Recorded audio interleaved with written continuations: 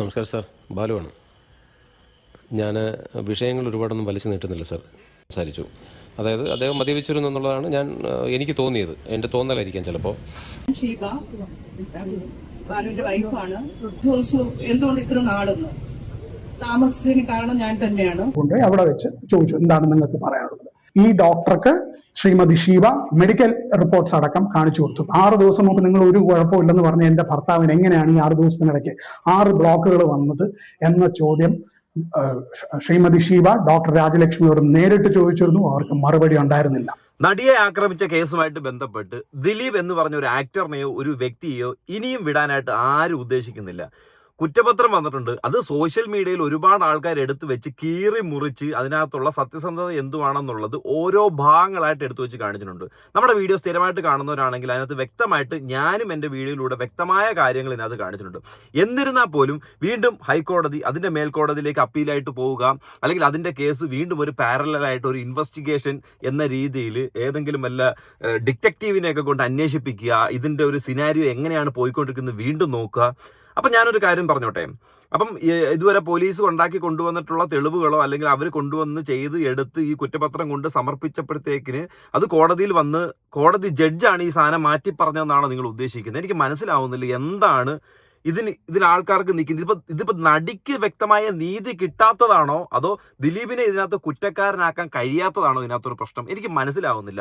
കാരണം വീണ്ടും ഈ ഒരു സംഭവം കറങ്ങിത്തിരിഞ്ഞ് ദിലീപിലേക്കാണ് വീണ്ടും കോൺസെൻട്രേറ്റഡ് ആയിട്ട് പോയിക്കൊണ്ടിരിക്കുന്നത്. എന്നാൽ നിങ്ങളത് ആലോചിക്കണം. നമ്മളെ വീഡിയോ കൃത്യമായിട്ട് കാണുന്നവർക്കറിയാം, ഇതുമായിട്ട് ബന്ധപ്പെട്ട് നമ്മൾ വീഡിയോ ചെയ്തപ്പോഴത്തിന് ലാൽ അവരുടെ പ്രൊഡക്ഷൻ യൂണിറ്റ്, ലാലിന്റെ മകന്, ലാലുമായിട്ട് ബന്ധപ്പെട്ട് എല്ലാം കണക്റ്റഡ് ആയിട്ട് എന്തോരം തെളിവുകളായിരുന്നു, എന്തോരം കാര്യങ്ങൾ നമ്മൾ വീഡിയോയിൽ കൊണ്ടുവന്നിട്ടുണ്ട്. നിങ്ങളൊന്ന് ദിലീപ് എന്ന് പറഞ്ഞൊരു വ്യക്തി അങ്ങോട്ട് മാറ്റിയിട്ട് അതിനകത്ത് വേറെ എന്തെങ്കിലും ഇൻവോൾവ്മെന്റ് ഉണ്ടോ എന്നൊന്ന് ചിന്തിച്ച് നോക്കിക്കഴിഞ്ഞാൽ ചിലപ്പോൾ നിങ്ങൾ ഉദ്ദേശിക്കുന്ന നടിക്ക് വ്യക്തമായ ഒരു നീതി ലഭിക്കാനുള്ള ചാൻസ് വളരെ കൂടുതലാണ്. കാരണം ഈ കേസ് നമ്മൾ കുറേ വീഡിയോ ചെയ്തുകൊണ്ട് കണ്ടവർക്കും ചെയ്ത എനിക്കും വ്യക്തമായിട്ട് പല കാര്യങ്ങളും അറിയാം. അതുകൊണ്ട് മാത്രം ഈ ഒരു കാര്യം പറയാം.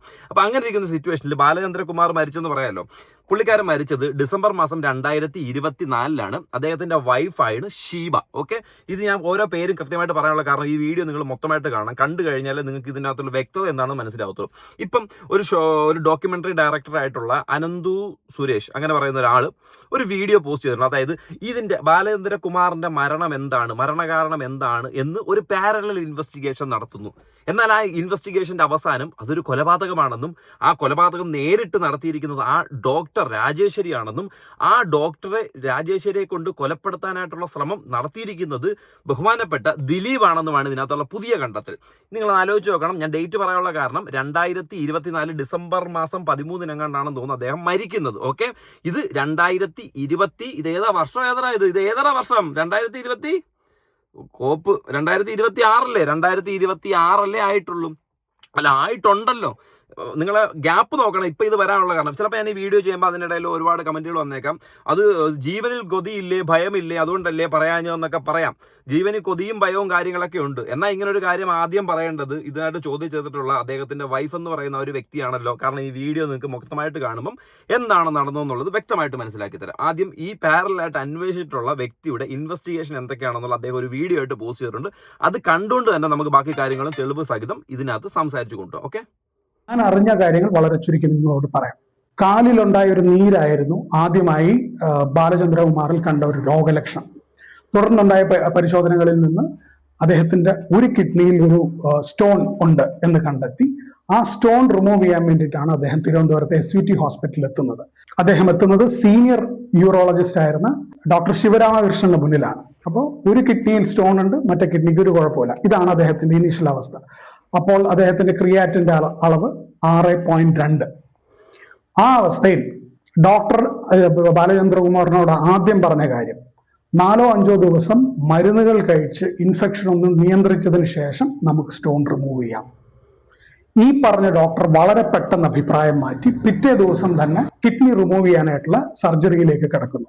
സർജറിക്ക് ശേഷമുള്ള ദിവസങ്ങളിൽ അസഹനീയമായ വേദനയാണ് ബാലചന്ദ്രകുമാർ പരാതിപ്പെട്ടത്. അപ്പോൾ ഇത്രയും വേദന അനുഭവിക്കുമ്പോൾ സാധാരണ ഇത്തരം രോഗികൾ എന്ന് ബാലചന്ദ്രകുമാറിന്റെ ഭാര്യയും കുടുംബവും ഒക്കെ ഹോസ്പിറ്റലിലുള്ള മറ്റ് ഡോക്ടർമാരോടും നഴ്സുമാരോടും ഒക്കെ ചോദിച്ചപ്പോൾ അവർ തന്നെ ഒരു അസ്വാഭാവികത അപ്പൊ തന്നെ ബാലചന്ദ്രകുമാറിന്റെ കുടുംബത്തോട് പറഞ്ഞിരുന്നു. ഓരോ ദിവസവും കഴിയും തോറും ക്രിയാറ്റിന്റെ അളവ് കുറഞ്ഞില്ല എന്ന് മാത്രമല്ല, 5-ാം ദിവസത്തിലെത്തിയപ്പോഴത്തേക്കും അത് ക്രമാതീതമായി വർദ്ധിച്ച് 11.8 എന്ന് പറയുന്ന ഭയാനകമായ നിരക്കിലേക്ക് ക്രിയാറ്റിൻ വളരെ ഉയരുകയാണ് ഉണ്ടായത്. ആ അവസ്ഥയിൽ ബാലചന്ദ്രകുമാറിനെ അറിയിക്കുന്നത് അദ്ദേഹത്തിന് ഡയാലിസിസിലേക്ക് കടക്കേണ്ടി വരും. അദ്ദേഹത്തിന്റെ 2 കിഡ്നിയിലും ഡാമേജ് സംഭവിച്ചിട്ടുണ്ട്. അതുകൊണ്ട് അദ്ദേഹം ഉടനെ ഡയാലിസിസിലേക്ക് കടക്കേണ്ടി വരും. 4-5 ഡയാലിസിസുകൾക്ക് ശേഷം അദ്ദേഹം ഭേദമാകും. ഡയാലിസിസിന് ശേഷം തിരിച്ച് വീട്ടിൽ ബാലചന്ദ്രകുമാർ പോയി 1 മാസത്തിന് ശേഷം അദ്ദേഹത്തിന് മൂത്രത്തിൽ രക്തം കണ്ടു തുടങ്ങുകയാണ്. അന്ന് തന്നെ അദ്ദേഹം ആദ്യമായിട്ട് മൂത്രത്തിൽ രക്തം കണ്ട അന്ന് തന്നെ അദ്ദേഹം ഇതേ ആശുപത്രിയിലെത്തി പരിശോധനകൾ നടത്തി. എന്തുകൊണ്ടാണ് രക്തം വരുന്നതെന്ന് കണ്ടെത്താൻ ഡോക്ടർമാർക്ക് സാധിച്ചില്ല. അങ്ങനെ കാത്തറ്റർ ഇട്ട് അദ്ദേഹം തിരിച്ച് വീട്ടിലേക്ക് പോയി. തുടർന്നുള്ള ദിവസങ്ങളിൽ മൂത്രത്തിൽ കാണപ്പെട്ട രക്തത്തിന്റെ അളവ് ഭയങ്കരമായി കൂടി. ഒരവസ്ഥയിൽ കട്ട രക്തത്തിന്റെ നിറമായി മാറി അദ്ദേഹത്തിന്റെ മൂത്രം. വീണ്ടും ഇതേ ആശുപത്രിയിലെത്തി വീണ്ടും ഒരുപാട് പരിശോധനകൾ നടത്തി. അപ്പോഴും എന്തുകൊണ്ടാണ് ഈ മൂത്രത്തിൽ രക്തം വരുന്നതെന്ന് കണ്ടെത്താൻ ആ ഹോസ്പിറ്റലിലെ ഡോക്ടർമാർക്ക് സാധിച്ചില്ല. ഈ ഒരു സംഭവം നിങ്ങളൊന്ന് ആലോചിച്ച് വെക്കണം. അതായത് ഒരു ഹോസ്പിറ്റലിൽ അവർ കാണിക്കുന്നത് റെഡിയല്ല എന്ന് മനസ്സിലാക്കിയ അദ്ദേഹം തന്നെ മൂത്രത്തിനകത്തുള്ള ബ്ലഡ് കണ്ട് ആദ്യം ചെറുതായിട്ട് കണ്ട് രണ്ടാമത് വീണ്ടും കൂടുതൽ കണ്ട്. അപ്പം അങ്ങനെ കാണുമ്പം ഈ 2 തവണ ഹോസ്പിറ്റലിൽ എത്തിയപ്പോഴും അവർക്ക് വ്യക്തമായ കാരണം എന്താണെന്ന് കണ്ടുപിടിക്കാനായിട്ട് കഴിഞ്ഞിട്ടില്ല. അപ്പോൾ കണ്ടുപിടിക്കാനായിട്ട് കഴിയാത്ത സ്ഥലത്ത് വീണ്ടും അതേ ഹോസ്പിറ്റലിൽ തന്നെ ആയിരിക്കും നമ്മൾ പോകുന്നത്. അത് നിങ്ങളൊന്ന് ആലോചിച്ച് നോക്കണം. അവിടെ തന്നെ ആയിരിക്കും വീണ്ടും പോകുന്നത്. ഇപ്പം നമുക്കൊരു പനി വന്നു കഴിഞ്ഞാൽ ഒരു ഹോസ്പിറ്റലിൽ ചെല്ലുമ്പോഴത്തേന് ആ പനി ആ മരുന്ന് കഴിച്ച് മാറിയിട്ടില്ല എന്നുണ്ടെങ്കിൽ നമ്മളോ അല്ലെങ്കിൽ നമുക്കറിയാവുന്ന ഒരുത്തനെ പോലും നമ്മൾ ആ ഹോസ്പിറ്റലിലോട്ട് വീണ്ടും പറഞ്ഞു വിടത്തില്ല. അത് മനുഷ്യരങ്ങനെയാണ്. ഇതെന്താണ് പുള്ളി ഇങ്ങനെ പറയുന്നത് എനിക്ക് മനസ്സിലാവുന്നില്ല. ബാക്കി കൂടെ നോക്കാം. ചികിത്സാ റിപ്പോർട്ടുകളും വിവരങ്ങളും പുറത്തുള്ള മറ്റു പല ഡോക്ടർമാരുമായി പങ്കുവച്ച ബാലചന്ദ്രകുമാറിന് കിട്ടിയ ഒരു നിരീക്ഷണം എന്ന് പറയുന്നത് അദ്ദേഹത്തിന്റെ സ്റ്റോണുള്ള കിഡ്നിയിൽ സ്റ്റെന്റ് ഇട്ടിട്ടുണ്ട്. അത് കൂടാതെ അദ്ദേഹം ബ്ലഡ് തിന്നിങ്ങിന് വേണ്ടിയിട്ട് എടുക്കുന്ന ഹെപ്പാരിൻ എന്ന് പറയുന്ന മരുന്നും ഇതും ഈ സ്റ്റെന്റും കൂടിയുള്ള കോമ്പിനേഷനിൽ ഒരു പക്ഷേ ഇങ്ങനെ ബ്ലീഡിങ് സംഭവിക്കാം എന്നൊരു ഉപദേശം, ഒരു നിരീക്ഷണം വെളിയിലുള്ള ചില ഡോക്ടർമാരുടെ കയ്യിൽ നിന്ന് കിട്ടിയ ബാലചന്ദ്രകുമാർ ഇത് SUTയിലുള്ള ഡോക്ടർ ശിവരാമകൃഷ്ണനുമായിട്ട് ഇത് പങ്കുവെച്ചപ്പോൾ അദ്ദേഹം ആ സാധ്യത തള്ളിക്കളയാണ് ചെയ്തത്. സ്റ്റെന്റ് റിമൂവ് ചെയ്യുന്നതിന്റെ സാധ്യതകളെ കുറിച്ച് ചോദിച്ചപ്പോഴും അതിന്റെ ആവശ്യമില്ലെന്നാണ് ഡോക്ടർ ശിവരാമകൃഷ്ണൻ പറഞ്ഞത്. ഒടുവിൽ ബാലചന്ദ്രകുമാർ കുറച്ചധികം നിർബന്ധിച്ച് തന്നെ ആ സ്റ്റെന്റ് റിമൂവ് ചെയ്യാനായിട്ടുള്ള പ്രക്രിയകളിലേക്ക് കടക്കുമ്പോഴാണ് ബാലചന്ദ്രകുമാർ അറിയുന്നത് അദ്ദേഹത്തിന്റെ അറിവോ സമ്മതമോ ഇല്ലാതെ അദ്ദേഹത്തിന്റെ ഒരു കുഴപ്പവും ഇല്ലാതിരുന്ന 2ാമത്തെ കിഡ്നിയിൽ കൂടി, ഫുള്ളി ഫങ്ഷണൽ ആയിരുന്ന 2ാമത്തെ കിഡ്നിയിൽ കൂടി നേരത്തെ ഈ ഡോക്ടർ ആ കിഡ്നിയിലും ഒരു സ്റ്റെന്റ് കൂടി ഇട്ടിരുന്നു. അതായത് ആ അവസ്ഥയിൽ അദ്ദേഹത്തിന്റെ 2 കിഡ്നികളിൽ സ്റ്റെന്റ് ഉണ്ട്. ആ 2ാമത്തെ കിഡ്നിയിൽ ഫുള്ളി ഫങ്ഷണൽ ആയ ആ കിഡ്നിയിൽ സ്റ്റെന്റ് ഇടുന്ന കാര്യം ബാലചന്ദ്രകുമാർ അറിഞ്ഞിരുന്നില്ല. ഈ സ്റ്റെന്റ് റിമൂവൽ തന്നെ വളരെയധികം വേദനാജനകമായ ഒരു എക്സ്പീരിയൻസ് ആണ് ബാലചന്ദ്രകുമാർ സമ്മാനിച്ചത്. ഏതായാലും സ്റ്റെന്റുകൾ റിമൂവ് ചെയ്തതിനു ശേഷം ഇമ്മീഡിയറ്റ്ലി തന്നെ അദ്ദേഹത്തിന്റെ മൂത്രത്തിലൂടെ രക്തം പോകുന്ന അവസ്ഥ നിന്നു. തിരിച്ച് വീട്ടിലേക്ക് പോയ ബാലചന്ദ്രകുമാർ അദ്ദേഹത്തിന് പരിചയമുള്ള മറ്റു ഡോക്ടർമാർ വഴിയും അല്ലാതെയും ഒക്കെ ഈ നടന്ന കാര്യങ്ങളെക്കുറിച്ച് പഠിക്കാൻ തുടങ്ങി. അങ്ങനെ പല സംശയങ്ങളും അദ്ദേഹത്തിന് തോന്നി തുടങ്ങി. കാരണം സാധാരണഗതിക്ക് അദ്ദേഹത്തിന്റെ ഈ ഒരു കുഴപ്പവുമില്ലാത്ത കിഡ്നിയിൽ സ്റ്റെന്റ് ഇട്ടു എന്ന് പറയുന്നത് വളരെ ദുരൂഹമാണ്. എന്തുകൊണ്ട് ഡോക്ടർ ശിവരാമകൃഷ്ണൻ അങ്ങനെ ചെയ്തു എന്ന് മനസ്സിലാക്കാൻ സാധിക്കുന്നില്ല എന്ന് പല ഡോക്ടർമാരും ബാലചന്ദ്രകുമാറിനെ അറിയിച്ചു. സാധാരണഗതിക്ക് 2ാമത്തെ കിഡ്നിക്ക് ഒരു തകരാറുമില്ലെങ്കിൽ ആ കിഡ്നിയിൽ ഇത്തരം പ്രക്രിയകൾക്കിടയിൽ തൊടുകയെ ചെയ്യാൻ പാടില്ലാത്തതാണ് എന്നും പല ഡോക്ടർമാർ ബാലചന്ദ്രകുമാറിനോട് പറഞ്ഞു. ഓക്കെ, അങ്ങനെ തന്നെ ഇരിക്കട്ടെ. അപ്പോൾ ഇതുപോലെ ഒരു പരിപാടി ഒരു ഹോസ്പിറ്റലിൻ്റെ ഭാഗത്തു നിന്നോ ഒരു ഡോക്ടറിൻ്റെ ഭാഗത്തു നിന്നോ ഉണ്ടായിട്ട് ഇത്രയും നാൾക്കിടയിൽ നാളിതുവരെ ഏതെങ്കിലും ഒരു വ്യക്തി അറിഞ്ഞോ, നിങ്ങൾ പറഞ്ഞോ, നിങ്ങൾ നിയമപരമായിട്ട് നേരിട്ടോ എന്തെങ്കിലും ഒരു സംഭവം ഇതിനകത്ത് ഉണ്ടായിട്ടുണ്ടോ? 2 വർഷത്തിന് ശേഷം ഈ ഒരു സംഭവം ഇപ്പം ഇതുപോലെ വന്ന് പറയുന്നതിനകത്ത് അതിനുള്ളിലുള്ള ഒരു ഹിഡൻ അജണ്ട എന്തായിരിക്കും? അപ്പം ഇതുപോലെ നിങ്ങൾ തന്നെ ഇപ്പം നമ്മളിപ്പോൾ സാധാരണപ്പെട്ട 1 രൂപ പോലും കയ്യിലില്ലാത്ത ആൾക്കാരൊന്ന് ആലോചിച്ച് നോക്ക്. അന്നേരത്തെ അത്താഴത്തിന് വേണ്ടി മാത്രം ജോലിക്ക് പോകുന്ന ആൾക്കാർ, അവർക്ക് തന്നെ എന്തെങ്കിലും ഒരു കുഴപ്പം ഉണ്ടായി കഴിഞ്ഞാൽ അവരൊന്ന് ഹോസ്പിറ്റലിൽ നിന്ന് ചോദ്യം ചെയ്യത്തില്ലേ?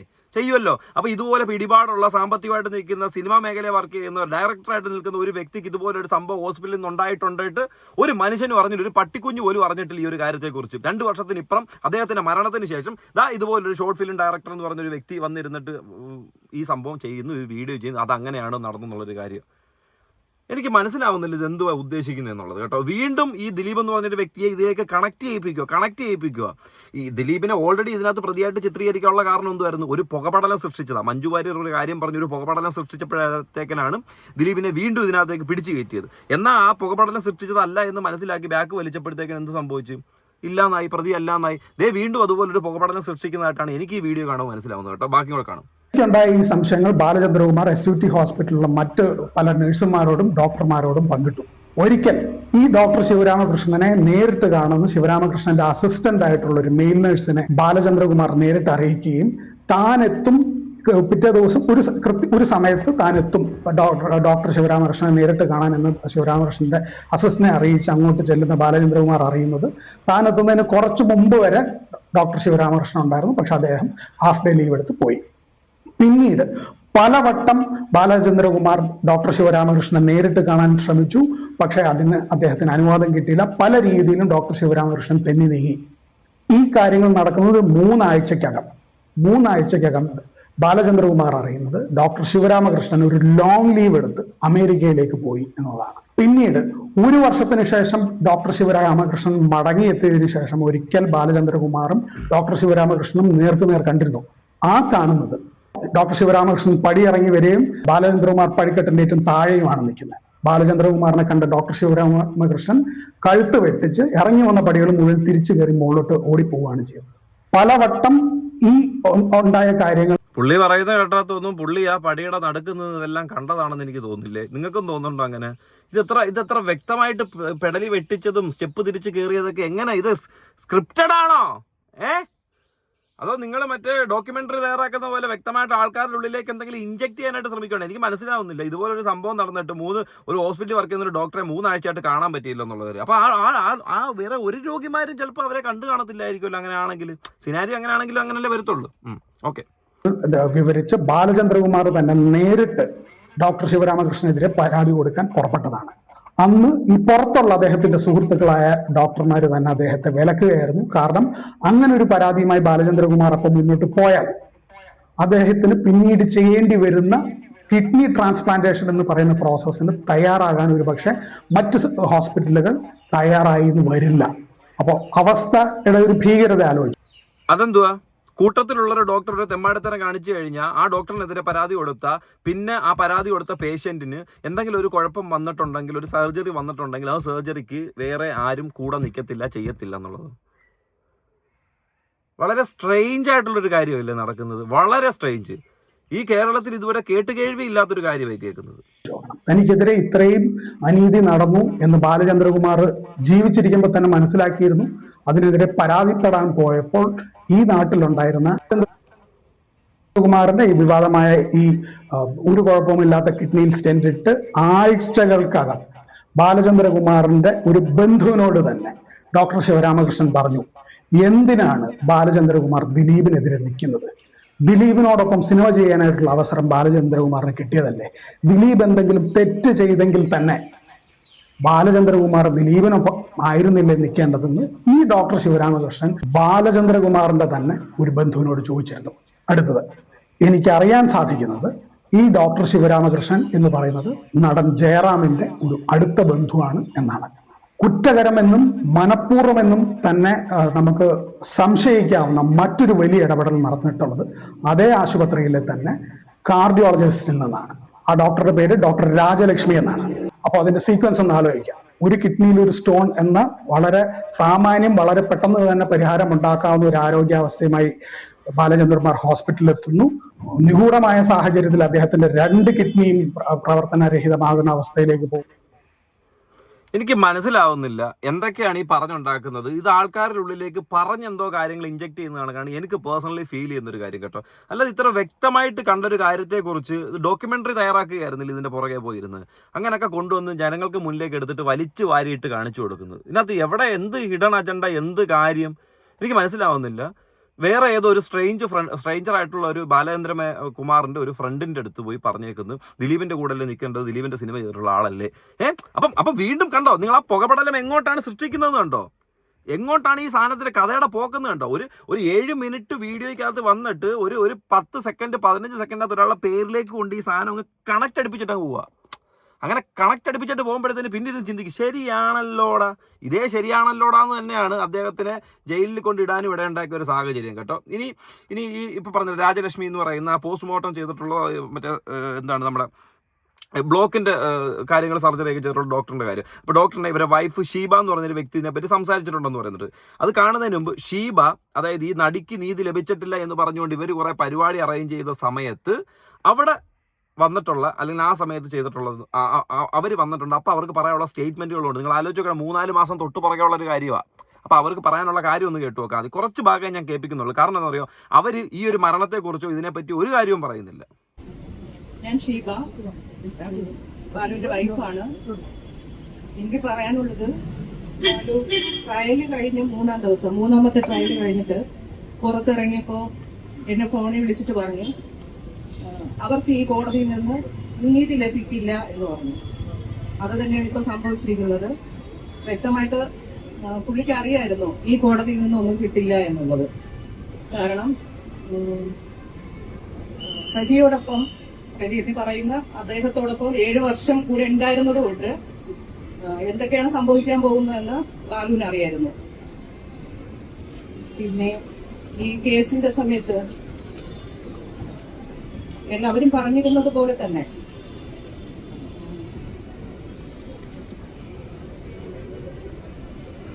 അദ്ദേഹം പോയി ഇപ്പൊ വിചാരിക്കുന്നു വിധിയുടെ സമയത്ത് അദ്ദേഹം ഇല്ലായിരുന്നത് നല്ലതായി തോന്നുന്നു. കാരണം അദ്ദേഹത്തിന് ജീവൻ നഷ്ടമാകുമെന്ന് അറിഞ്ഞിട്ട് തന്നെയാണ് ഈ കേസുമായിട്ട് മുമ്പോട്ട് വന്നത്. എല്ലാരും ചോദിച്ചു എന്തുകൊണ്ട് ഇത്ര നാളെന്ന്. താമസിച്ചതിന് കാരണം ഞാൻ തന്നെയാണ്. അതായത് സാക്ഷി പറയാൻ വരാനുള്ള കാരണം, താമസിച്ചതിന്റെ കാരണം ഞാൻ തന്നെയാണ്. ഇതിനകത്ത് ഒരിടത്ത് പോലും അദ്ദേഹത്തിന്റെ ബ്ലോക്കിനെ കുറിച്ചോ ബ്ലോക്കിന്റെ കാര്യം ഡോക്ടറിന് മുമ്പ് ഇൻഫോം ചെയ്തിട്ടില്ലെന്നോ ഡോക്ടറെ പിടിച്ച് പേഴ്സണലായിട്ട് കൊണ്ട് മാറ്റി നിർത്തി നിങ്ങളുടെ മെഡിക്കൽ റിപ്പോർട്ടിൽ ഇല്ലാത്തൊരു സാധനം എങ്ങനെയാണ് അദ്ദേഹത്തിന് ഉണ്ടായതെന്ന് ചോദിച്ചതിന് മറുപടി ഇല്ലാതെ ഡോക്ടർ നിന്നു എന്ന് പറയുന്ന ഒരു സ്റ്റേറ്റ്മെന്റോ ഇവർ എവിടെ ഒരിടത്ത് പറയുന്നതായിട്ട് കാണുന്നില്ല.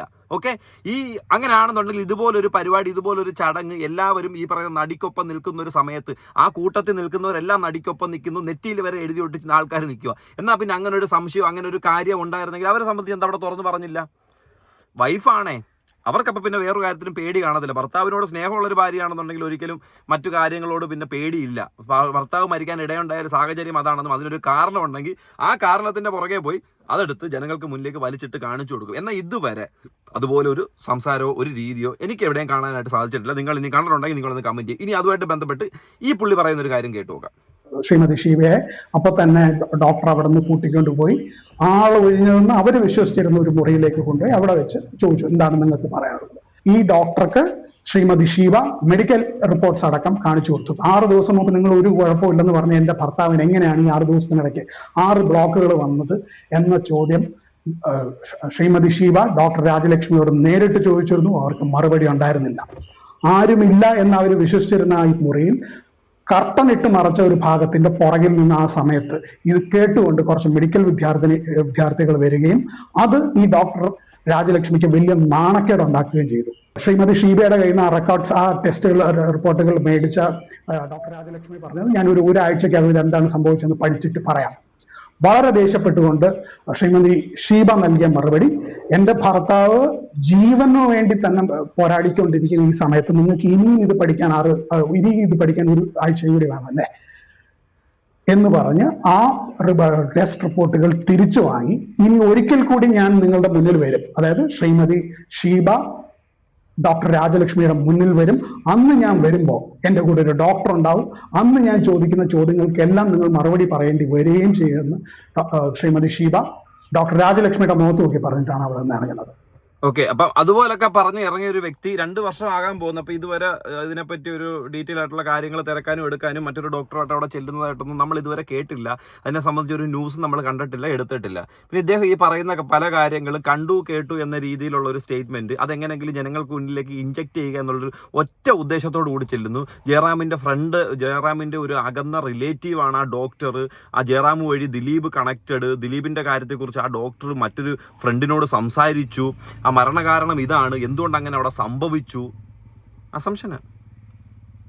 അതായത് പ്രതി മറ്റൊരാളാണ് എന്ന്, അല്ലെങ്കിൽ മനസ്സിലൊരു രൂപം കണ്ടിട്ട് ആ പ്രതിയിലേക്ക് തന്നെ കുറച്ചധികം തെളിവുകൾ എങ്ങനെയെങ്കിലും കൊണ്ട് എത്തിക്കുക.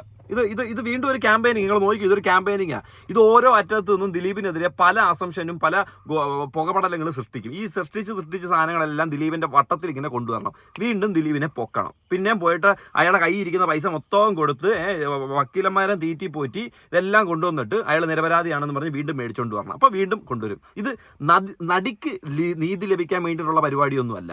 ഈ അഫക്റ്റഡ് ആയിട്ടുള്ള പെൺകുട്ടിക്ക് നീതി ലഭിക്കാൻ വേണ്ടിയിട്ടുള്ള കാര്യമൊന്നുമല്ല. ഇത് ദിലീപിനെ അകത്താക്കാൻ വേണ്ടിയിട്ടുള്ള ഒരു ക്യാമ്പയിനിങ് ഈ നിലവിലുള്ള സിനാരിയോ കണ്ടു കഴിഞ്ഞാൽ നമുക്ക് മനസ്സിലാവും. അതുകൊണ്ട് ഇതൊക്കെ സ്ക്രിപ്റ്റഡ് ആയിട്ട് തന്നെ കാണുന്ന ജനങ്ങൾക്ക് വ്യക്തമായിട്ട് മനസ്സിലായിക്കോളും.